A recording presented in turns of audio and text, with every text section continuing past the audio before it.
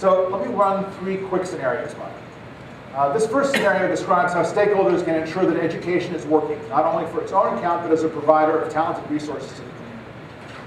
Schools get industry support to fill out their hardware and software infrastructure, from IT to media creation tools, and invite industry companies to participate in mentoring students.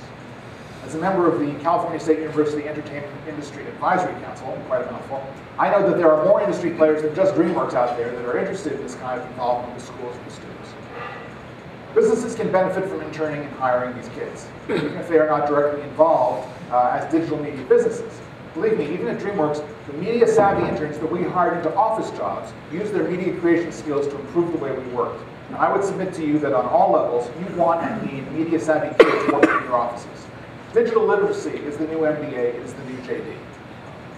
Nonprofits wrap around the process, supporting schools, helping kids get into training programs, or using grant money to fund new programs that can bring students up to a level where they can either get into the right schools or into the right jobs.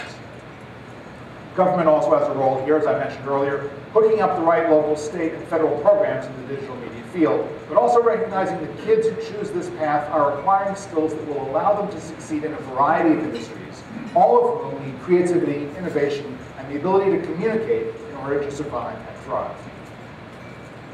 The next scenario is about putting people to work, very simply. For businesses, this is about integrating digital media on all levels, from student interns working on company websites to local agencies working on commercials and media campaigns for local clients. Government and nonprofits get involved by sponsoring programs where digital creators get opportunities to use these skills for local artistic, cultural, community development, or similar publicly funded content and programs. This can look like the same commercials and media done for the private sector, but can also include educational and documentary production. In short, the idea here is to create an environment where the stakeholders are all looking for ways to support the digital media work that can be done to enhance everything that is already on the agenda, but is either being contracted to outside, non-local companies, or is relying on static, old media solutions. Finally, to cement this initiative, why not sponsor a digital media district? I've been talking about this with a number of people, hearing about this now this morning, and it's on a number of people's lips. So maybe this is part of the existing East Village neighborhood. It could also be created in a new location. I've been hearing about some other places where this is already happening, and it's vital. Richard Florida, the sociologist that Craig mentioned earlier, who I adore his work, wrote a landmark book which you all should read if you haven't read it, called The Rise of the Creative Class, which talks about how important it is for creatives to coalesce into neighborhoods that support their creative lifestyle, and that these neighborhoods are a source of vitality, inspiration, and economic benefit for the entire city. Soho and Tribeca in New York, Venice and NoHo in LA, the Soma District in San Francisco, all well-known examples of this phenomenon. So as part of the city's future vision for Long Beach, why not provide new creative digital media businesses with access to cheap space, cheap bandwidth, and other infrastructure incentives? Perhaps there are existing or proposed developments that are already in the pipeline that can qualify. Government and nonprofits could explore ways to support this digital district through government and private means. So there you have it briefly, an opportunity and a challenge. Hopefully I've provided some food for thought on this ongoing discussion and something of a framework from which to proceed and evolve.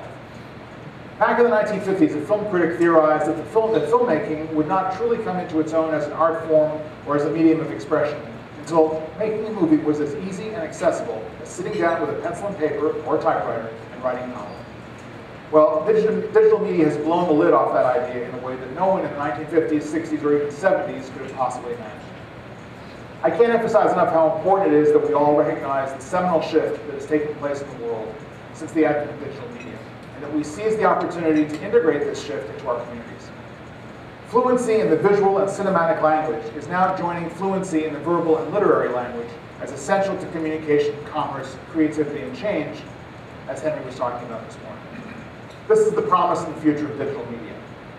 I want to acknowledge all of you for taking the time to get together today to participate in this event.